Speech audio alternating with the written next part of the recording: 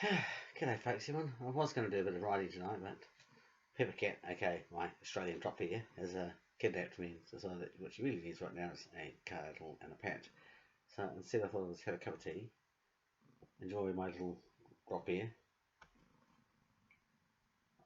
and have a bit of talk to you guys about some of the stuff that's going on at the moment, some of the stories I'm working on. And in this issue, I've got about 3 or 4 stories which I'm basically pulling together.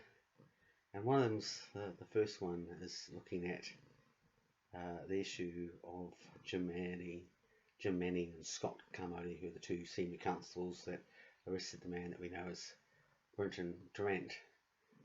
As it turns out, that when we looked into them, one of them was actively involved in an ongoing feud with an arms activist and lawyer who's generally been given a pretty hard time by the courts because they know you can't be a lawyer, even though every case he's won, and all of you put on the context, you go, well, actually, he may not be the nicest guy in the world, but let's face it, he's a lawyer, or would be a lawyer.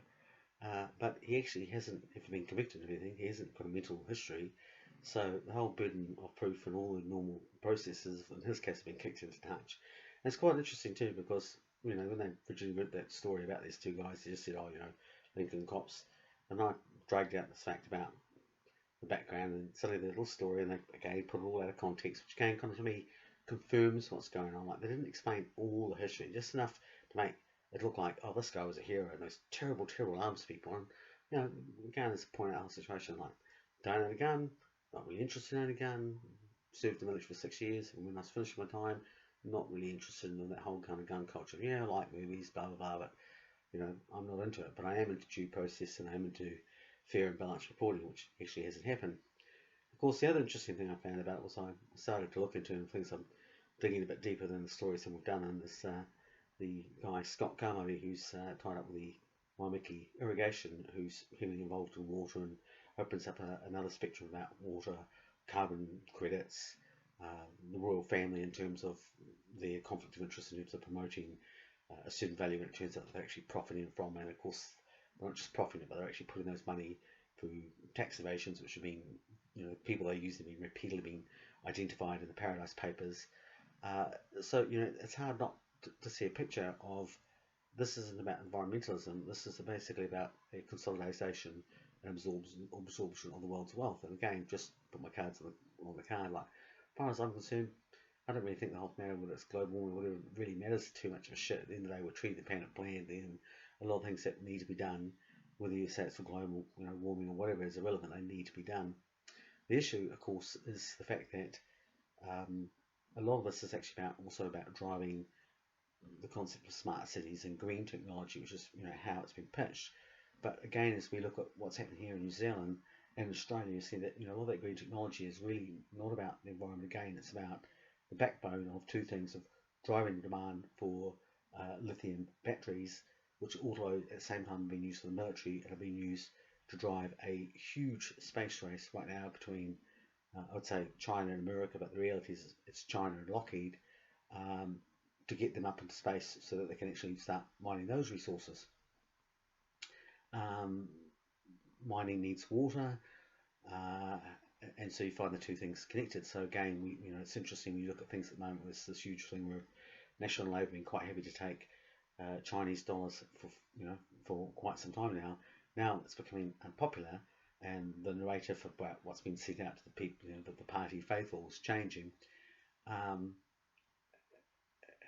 the story is, China's taking the water, and yet, we actually look into some of the companies I'm looking into in Australia and New Zealand, you find that yes, China is taking the water, but so are the American multinationals. And I say that, keep stressing it, because I think part of the problem is that we keep getting ourselves trapped in this 20th century model of state nations, when we've actually moved beyond that. We're into this model of multinationals, 21st century. It transcends nationals. Can't help but thinking as I'm talking to you that I must look a little like the character Blomfield from Smirsh. Listen to me, my little pretties. Yes, what do you think? So when I turn around in Australia, one of the stories I'm actually working on, apart from the gun situation, is the situation looking at, well, where the hell was Jacinda Adern? And it turns out that she was visiting some unique individual places and visiting some very unique people that were actually involved in Coca Cola's attempt to get hold of the water market in the United States as well. Sorry, in Australia, which says we keep getting China taking the water narrative, but here's an example of some of the people she's visiting, the Americans taking the water, and it's quite interesting when you turn around and you transcend that back to New Zealand, as you'll see in the story which I'm writing below. You'll see that a lot of the interests involved in the watering privatisation and controls also directly link back to Coca-Cola. And I guess just at the moment too is this sort of this renewed angle of China is that for ages they're being welcome to the club, the whole Agenda 2030. Yes, you are. You're going to go somewhere, eh? Yes, with the drop cat bears going to viciously attack somebody. Right, thank God. I might even get some writing done tonight. So we're hearing this, viciously attacking China, but we're sort of playing quiet on the fact that it's not the only agents of influence that are running around at the moment is China. It's also the US. There's this battle between the multinationals and China, because of course they're trying to absorb China into the whole Agenda 2030 situation, which China went along for a while, as long as it furthered their agenda in terms of the agenda or Belt and Roads Initiative, which again, is this whole national China. It's like, well, excuse me, it was actually Labour that actually, they signed up to the Road and Belt, and they also signed up with RSCP, which is again this whole thing we keep, partisan. Oh, it's Labour, those bloody lefties, national, those bloody alt-right people. And yet both of them are actually, firmly in the pocket of multinationals, which lead back to banks. And even when you look at, the model of China, it's like we think of China as a landmass. We look at it from a Western viewpoint, when the reality is that it's a collection of families, and all those families that are in power today in China actually descend from people that did very well out of the Dutch East Tea Company and the Opium War, so they have a European or Eurocentric connection. So when you start to look at those families, you start to see what their banking interests are. It starts to understand that even China's party is in its own little conflict at the moment about what they wanted to happen, but ultimately, it's moving forward into this pro-China centric, more Sino-Ville model.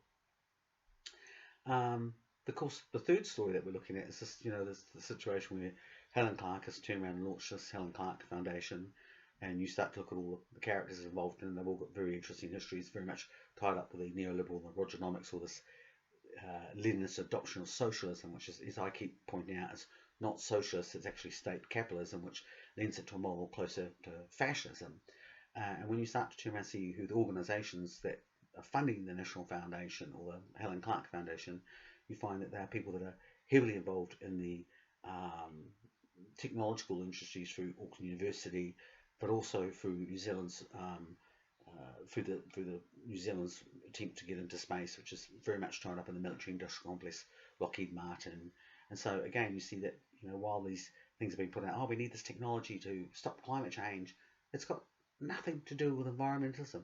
This is ultimately the thing I find the worst as someone that has always deemed myself to be an environmentalist, is that, let's say for example that we think that global warming, or as I like to simply call it, us fucking the planet, needs to be addressed. Well, the solutions which have been opted are not. We're actually being pushed further into a corporate model. So in other words, we're putting the junkies back in charge of the medicine cabinet, and their solutions, just alone in terms of the electronics, is largely fueling what's all the resources you need for a space race, which will be used for competition in terms of literally a Star Wars scenario. I'll get back to that in a second. But B, further to concept of mining in space. And with that comes the idea that, in a very short time we're going to look up at the night sky. And this whole model of this is meant to be about improving the planet, and yet we're going to be looking up at the night sky and probably within less than a decade, and it'll be like looking into the night sky of a city. There'll be so much pollution up there. And of course, every time a little bolt flies up one of those satellites, it goes careering through at 64,000 kilometers an hour, it causes great havoc. I mean, it's the same insanity and destruction that fueled the First World War and the Second World War is now going full tilt towards driving a space race with the same recklessness and destructive abilities. So it's very hard to turn around and look at these people and go, you're legitimate, your concerns are about the environment, because I don't see it being about the environment. I see it being about a power grab over water and resources. So, just to recap, the story I'm doing tonight, basically the stories we're doing is looking at Jacinda Adern and her connections, or Labour Party's connections to Coca Cola. It's looking at the Helen Clark Foundation, which also links in, aside from being connected to the whole aspect of pushing through a space race or a space industry in New Zealand, which is, embeds us heavily into the military-industrial complex and takes the whole spirit of nuclear-free New Zealand, which is what we voted Labour for originally in the 1980s, and instead we got nuclear-free, and then we got Rogernomics, right-wing politics, which is what we're doing the same thing now. We're going climate-free but right-wing politics. It's not left-wing, it's not liberal at all. And of course, these same organisations are saying, "Oh no, you can't trust what's on the internet. It's full of fake news and alt-right and chatbots." Well, I'm pretty certain I'm not a chatbot, but I am pretty certain what you're saying, that when I look at the situation in the United States, which again, look at TV3 right now, owned by Oak Fund, which is what's about to be sold to Sky, but that's an American hedge fund which is predominantly involved in consolidations for the energy industry. These are the people that are giving you information about what, or not giving you information about 5G. They're not giving you information at the moment. The same situation with this sort of story about, oh yes, national and the Chinese, situation, where they're not talking about, well, wait a minute, what about the American militarification of New Zealand? What about the fact that it's actually taking our nuclear-free policy and shitting on it? It's frustrating all the time because, of course, we live in this basically an audience of three, which is the baby boomers that were always too comfortable after that and never really gave a shit. They didn't have to. We've got the millennial generation who weren't around for Rogernomics, so they're holding this branding, this Coca Cola style branding, hook, line, and sinker, because they weren't around to see what would happen with Rogernomics. They weren't around to see how Helen Clark did the same thing. She promised us same-sex marriage and liberalisation of relationships, and yet we got sucked into globalisation, into organisations that are largely funded by corporations who really all they are after about is maximising their resources and control. They said, for a period we had the Chinese involved in it, but of course the Chinese turned around and took it to a point. Went, thanks, we've got everything I want. Now George Soros is getting very pissed off at the Chinese. Suddenly the left wing are all about, oh yes, we must attack the Chinese. This is quite strange. I'm 50 years old. I grew up with a Labour Party that revered the memory of Rewi Ali, who was from China, spat on the whole concept of Uncle Sam and his nuclear war toys. War, what's it good for? And now we've gone full circle where we actually have a National Party that's pro-China and actually doesn't seem to have many friends with Americans, and a Labour Party that's it really is quite topsy-turvy. And of course, they said, this model of the Helen Clark Foundation is about, it's basically about educating and indoctrinating, using the people within the university structure to turn around and just believe anything that they don't hear on a corporate media, which again is such a 360 turnaround from when I was at university, where nobody who was educated even really listened to the newspapers or the, we grew up watching the first Gulf War and the second Gulf War, and they thought, oh yes, surprise invasion, which turned out not to be surprising. Oh, weapons of mass destruction turned out to be not weapons of mass destruction. They pretty much, lost their credibility. At the same time, we were smart enough and educated enough to see the amalgamation of the media into smaller and smaller circles and having this dominant voice, which is now being actually outplayed also on social media, because aside from the media censorship aspects of things, you've got the fact that these major organisations, such as the Bill and Melinda Gates or Bill Microsoft, control so much of the software out there that controls the algorithms and programs that can actually make sure that their voice is the predominant one, and the alternative or dissenting voice is being shrunk. And of course, we grew up with people like Noam Chomsky that were telling us this, but to this day, this generation, younger generation, millennials, seem oblivious to this and are listening to the people who grew up with the same kind of information as left-wing people, going, well, actually, you're a sucker if you believe this, because the machine, they are controlling the printing press and they're telling you what to go, and you need to go out there and you need to be able to read books independently, read independent newspapers and get an independent viewpoint. And now we're actually being discouraged from that. At the same time, we find that there's this massive cull of our libraries and our archive centres. So all the books out there that might be able to tell you about the history of and the horrific things that some of these, the American organisation with nuclear bomb testings in Australia, the Pacific, this stuff has largely been purged from our libraries. again under a supposedly liberal government. So, a recap again. We're going to go looking tonight. We're going to be looking at Jacinda Adern and the Labour Party's connections to Coca-Cola, or the Coca-Cola links to that politics and of the water privatisation. We're going to be looking at the Helen Clark Foundation. We're going to be looking at the background of the two people that actually arrested Brenton Tarrant, which again,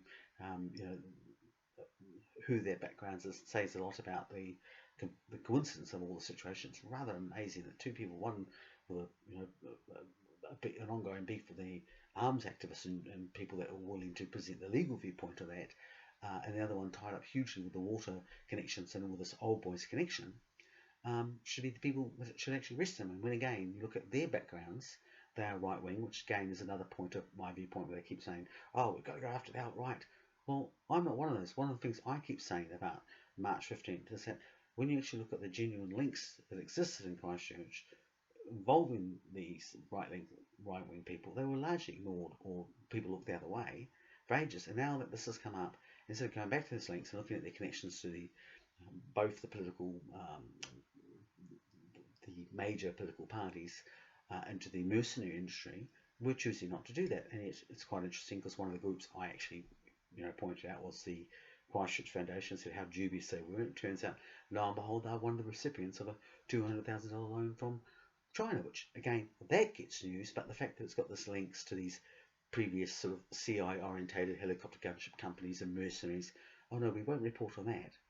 So, I guess the recap is, at the end of the day, when anyone's telling you a particular story and narrative, you've got to ask themselves why they're telling that, what their agenda is, where it's been funded from, and really go and do your fact checking, because we are really being screwed in this country in a big way right now. Good night, and good night from Pepper the Drop Bear. Take care.